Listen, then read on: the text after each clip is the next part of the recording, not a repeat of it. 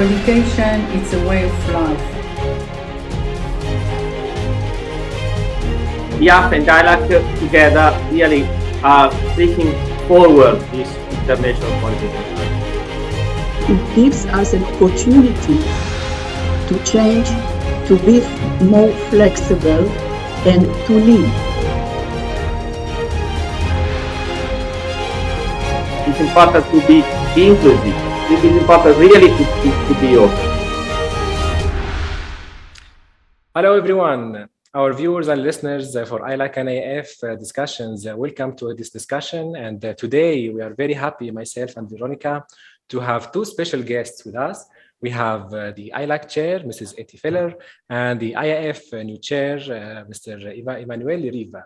So thank you very much, Emmanuel and Eti, for being with us today and for the time to be here with us. And I hope this discussion about the future of accreditation and the new normal that you will see in the future for accreditation and conformity assessment will be interesting for our listeners and viewers. Yes, thank you, Brahim. Eti and Emmanuel, allow me to give our viewers and listeners a brief overview about you. We have Eti. He is ILAC chair, and this is her second term of chairmanship. She's the CEO of the Israel Laboratory Accreditation Authority, ISRAC. And we have also Emmanuel, is the IAF newly elected chair in the last General Assembly in November. Emmanuel is the Vice General Manager of the Italian accreditation body, Accreditation. Welcome to be here. Thank you. Thank you, Emmanuel. I would like to start by congratulating you for this position. I know it's not an easy position to take, and there's a lot of work for it. So congratulations for being elected as our new chair in IAF. You are not new for us, so you've been the vice chair for 6 years. So normally you know also about how IAF is supporting the infrastructure for quality around the world, and also how the progress of work of IAF in the future. We'd like to have some information from you. How do you see the future of IAF, and how do you see the contribution to the quality infrastructure globally being supported by IAF? Thank you, Brian. So I'd like to, first of all, highlighting the fact that the IAF in this moment is chairing this international network infrastructure. So this is a huge responsibility. It's the first time for IAF, and in the past it was the turn of ILAC. So IAF and ILAC together really are taking forward this international quality infrastructure. In this moment that is still in the pandemic, we think is more and more important. Why? What we learn from this pandemic situation? I think two main points. One main point is that we have to make connection. We cannot solve things alone. It's important to stay together in order to find solutions. So one goal, for example, could be to have not just only international quality infrastructure, but also something at a regional level. So it's important to establish a formal, a periodic kind of meeting at the regional level. Another point is to take in consideration that we are technical organizations, and technical organizations are there to facilitate trade and to find solutions. So we have to always take in mind that we are there trying to find solutions, and first of all, to facilitate trade. This is possible with the involvement of stakeholders, with the involvement of all the parties. We cannot work alone in this kind of environment. So that's why it's important to work in the INET-QI. It is the place where it's possible to make connection. So also IAF in future will not be there just to be alone. It's important that we can work together for the public interest in the end. So we have to understand the needs of our stakeholders not to provide a good service. So this is the first goal. We learn that it's important to make connection. The second point that we learned from the pandemic is that it's important to take care to the sustainability goals. Now we just entered in the decade of action to deliver the global goals. You know, in September 19, the United Nations Secretary General called on sector of society to mobilize for a decade of action of 3 levels. So there are 3 levels to take in consideration. The first one is global action. This is important to secure grid leadership, a more secure and smart solution for the sustainable development goals.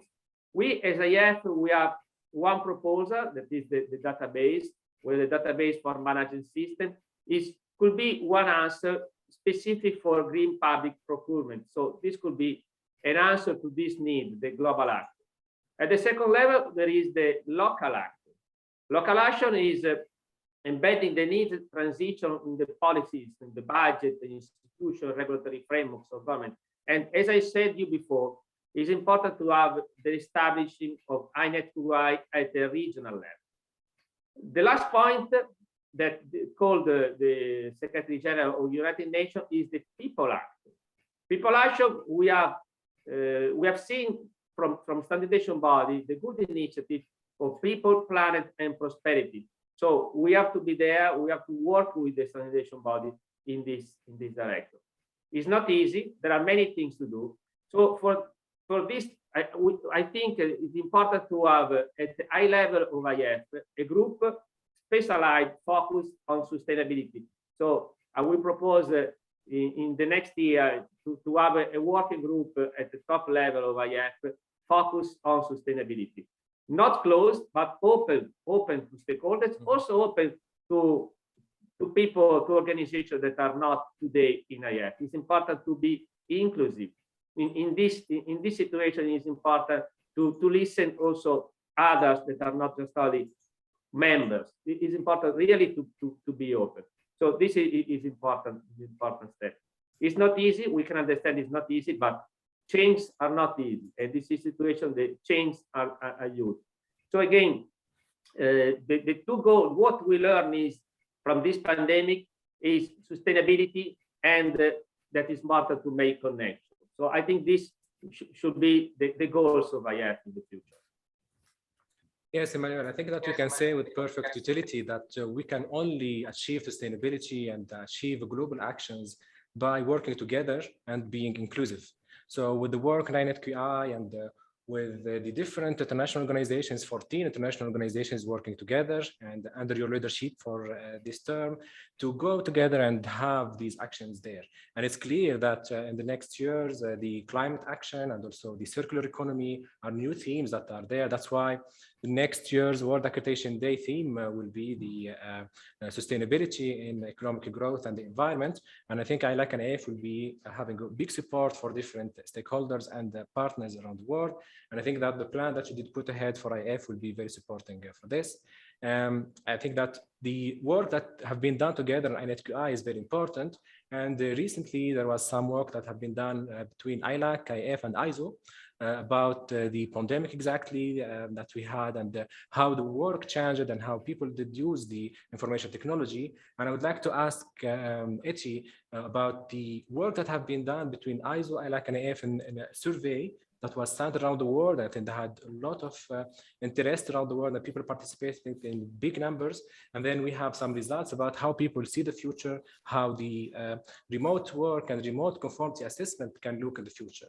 So Eti, can you give us an idea about this survey? What are the results and how do you see the future of conformity assessment? Will we have everything electronic? Will we have AI doing conformity assessment? Well, first of all, we had a very challenging 2 years. Everyone is almost 2 years in lockdown, half lockdown, and this pandemic was a challenge to all of us around the world, regulators, stakeholders, and of course, accreditation bodies. During the end of 2022, we have decided via the joint working group of ILAC, IAF, and ISO to conduct a survey about remote assessment. Remote assessment or remote audit are a known technique, and it's also part of our international standards. The key findings of this survey were very interesting, especially to the response from regulators and stakeholders. 79% said that they would like to see blend remote and on-site or remote procedure used 80% agree that remote procedures give the same confidence as on-site audit. 91.5% felt the substantial increase in remote techniques will stimulate the use of new processes, and 97.5% agree to some extent that the new technology and alternative technology should be used. So we can say that these results support the way that all of us around the world work during these two last years. It's an important way the importance of these results is that it gives us an opportunity to change, to be more flexible, and as I said, to lead, to learn, to educate, have the agility, and to dare to do changes in our way of working. It's not only flexibility, but we have to be very cautious and look also the need of harmonization between all of us around the world. And it's not an easy task to harmonize remote technologies because the infrastructure around the world is very, very different. We know that there is a huge gap between developed and developing countries, and we have to take it into consideration when we want to implement new techniques and new technology in our way of working. Some of us are in early stages and face issues with very basic things like infrastructure of internet or even basic technology of cameras, and we have to take it into consideration. We want to keep the mutual recognition, the MRA and the MLA via this new technology, and to make sure that all of us work the same as much as we can. One point that is very important via this survey is the acknowledgement that we got from regulators, international regulators around the world, about the option to recognize results that have been made via remote techniques.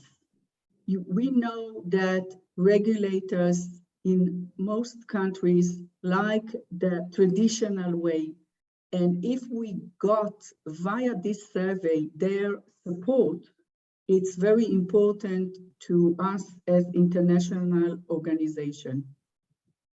Last point that relates to remote assessment is also the international arena of IOs, of international organizations.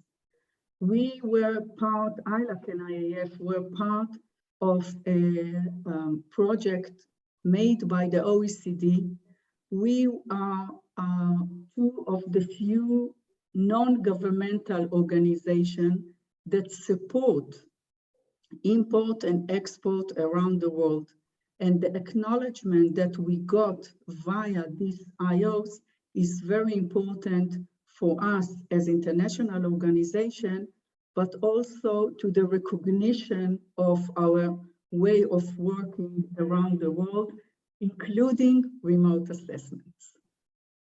Very interesting, Eti. I think that if we can see something and if you agree on something, that the pandemic did push us to the limit and then made us think out of the box, but still we should not lose our caution. because what the work that we do needs to be recognized, and it's the basis of decisions around the world. And as you mentioned, that's why the international organization, the IOs, they met together so they can have a way how to take the decisions and how to coordinate their activities in this new virtual world and these new technologies. And also the result from the survey that people want to have blended hybrid activities, not losing the ICT part, but also having that confidence and anchoring that an on-site assessment and on-site audit gives to that. So I think, Veronica, that if we see something, ILAC and IAF, they had a big role to be flexible and also to keep that confidence in the MLA and MRA around the world during this period. Yes, thank you, Brahim. Eti, as you mentioned, we had a very challenging 2 years, and the big word is opportunity. As you mentioned, we have to work as a team to go ahead to the new technology and to the new things around the world. Talking about the pandemic, this is a big topic. During the last period, IAF and ILAC were praised globally for being very reactive and flexible to allow for the continuity of the assessment activities. In your view, Emmanuel, how will ILAC and IAF work post the pandemic? In other words, how will the new normal look like the accreditation activities? Can you talk about that, please? Yes, so you know that IAF and ILAC were very reactive in this pandemic situation. From IAC side, we started to issue some FAQ that was very useful in the market to understand how to really perform activities day by day. So after this emergency situation, now we have to start thinking how to deal with the future. So how to manage the post-COVID situation. As I said before, we have to make connection to find solution, because it's not just only a problem from IAF, it's a problem from all the quality infrastructure. I give you some example. It's not just only thinking how to perform things remotely. It's not just only a remote audit, remote blended activity. It could change also the techniques, it could change the frequency of the assessment of the auditing. We could have to solve the issue for recording, how to manage, for example, the monitoring of the people, how it could be the members of the team. Consider that you can have members from all over the world that can be there only 1 hour, 2 hours. So we have to think differently. It's not just only to change the place, but it's also to change how we are doing this. So because of this, because the changes could be a lot, could be more, it's important to involve others in this process. First of all, ISO. Of course, ISO is the body that is there to make standards. And so what we are doing now as a first step is to involve ISO in this task force that is there to develop the answer to FAQ. So as a first step, we invited ISO to be members of this task force, and we are really pleased that they accepted to be members of this task force. This is important in order to have in future a kind of control room that is there to avoid duplication, to avoid that we could have different answers from different working groups. So we need a place that gives indication to the right committee that have to provide the right answer. We have many committees in our community at the regional level, international level, also in other organizations. We cannot lose the resources going in conflict between these committees. So it's important to have a harmonized approach. So it's important to have a control room, someone that gives direction, really gives direction to all these committees, to all these bodies when we have to propose solutions. And this could be also the goals for the next idea that we have to have a new one organization with IAF and ILAC. And it will be there to really to avoid duplication, to avoid losing resources, not just only between IAF and ILAC, but also for other organizations. So as to be could be one solution in this time. So it is important that we take the best from the experience that we had in order to plan our future, and our future for sure for me has to be with others. Thank you very much, Manuel. You mentioned very good things that take advantage of our experience, that it's very important. And also to involve others. We need experience and the teamwork for other organizations and other people. And also, as you mentioned, we have a lot of committees and a lot of important ideas and important goals to achieve. So thank you very much to take into consideration that. I have a very good question for you. I cannot miss this opportunity because Brahim and I having both of you today, and I want to ask about the Single International Accreditation Organization project. As you know, in the last webinar organized by ILAC and IAF, it was announced that there will be a single organization of accreditation in the future. What is the progress? Tell us about the timeline for this project. What will be the benefits for the IAF and the ILAC members and stakeholders? Can you talk to us about that, please? Thank you very much for the opportunity to echo what was discussed in detail during our last IAF ILAC webinar, December 13, 2021. I think that if we want to talk in a couple of words about the history and the reason to create a new entity, it's based on our member decision. And we are members organization, international organization that members lead it and take responsibility. They have rights, but they have also obligations to vote and to take responsibility on decisions. This decision that was taken by the end of 2019 aimed to reduce duplications for ABs that are members of ILAC and IAF. Duplication means resources, money, membership money, as well as a lot of work via the technical committees, the executive committee, and of course the General Assembly.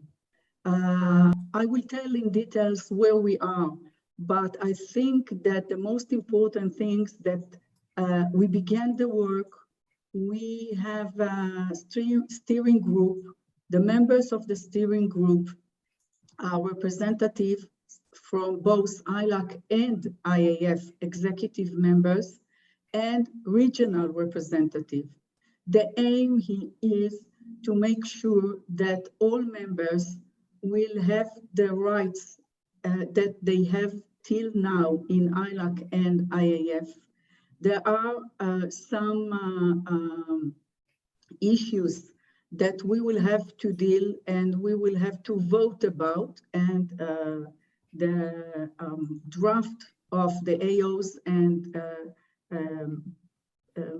procedures was sent out for members for comment till January 22nd, 2022, in order to make sure that each one of us, each one of the members of ILAC and IAF will have the option to write down his opinion, and virtually we will hear his voice.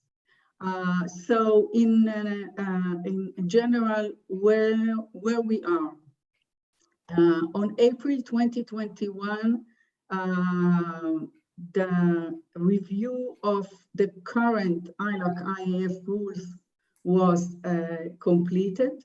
On September 2021, the steering committee agreed on a partial bylaw of the new body, and it was sent to the Joint Executive Committee last November for their comments. After the Joint Executive Committee gave their feedback, we have decided to bring all the information. We try to work in a transparent way and to share all the information with our members. So we had this webinar. And membership feedback, as I wrote, will be till the 22nd of January, 2022.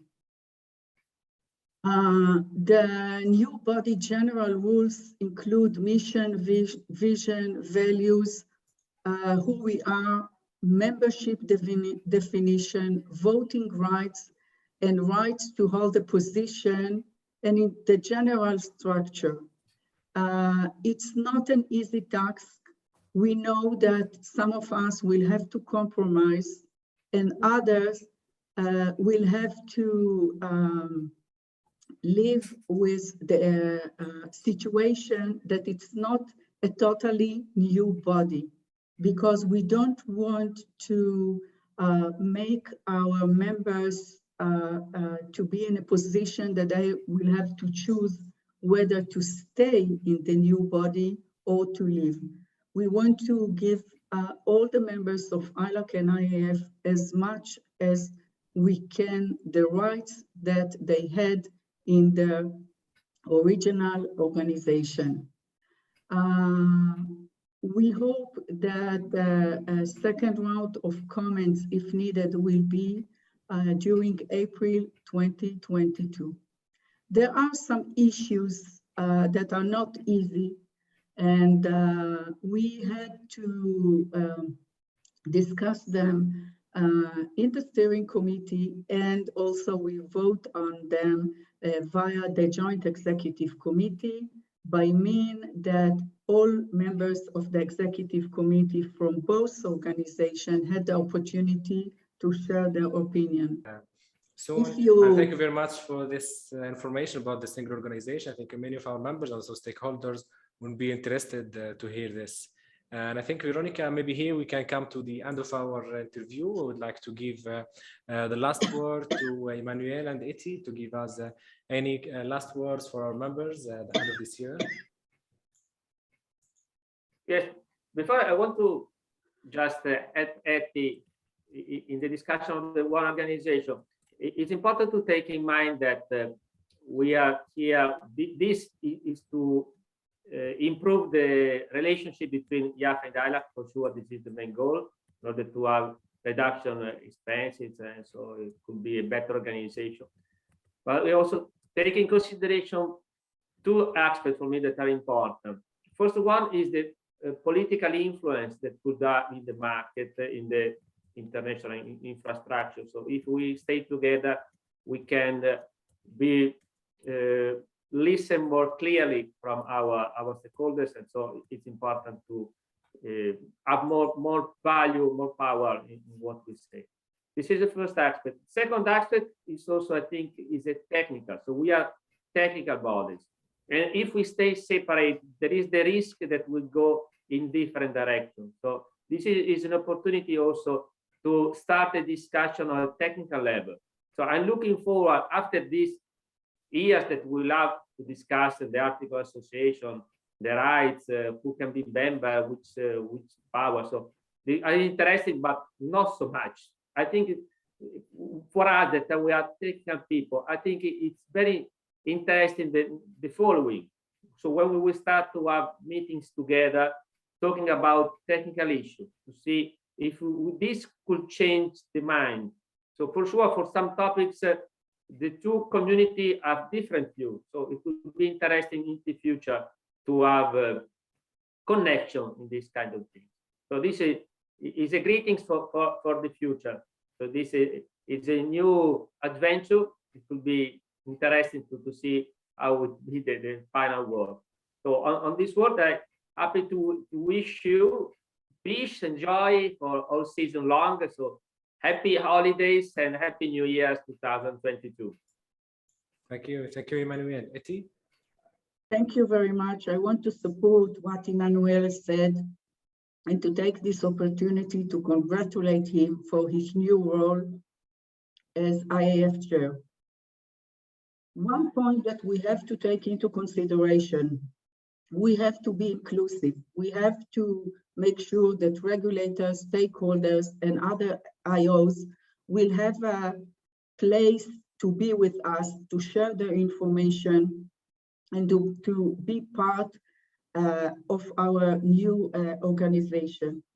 I will take this opportunity to say thank you for you, Veronica and Brahim, for initiating this broadcast. I think it's very important one, new way. We all have to think out of the box. Happy New Year for everyone. Stay healthy. This is the most important thing. Thank you. Thank you very much, Eti, on this positive note of inclusivity, working together, and a brighter future, adventurous but brighter future, hopefully. Veronica, I think we can here close our interview, and we look forward to meet again with you, Eti and Emmanuel, especially about the new organization and the new plans for the future for conformity assessment. Yes, thank you very much to be here, and see you soon.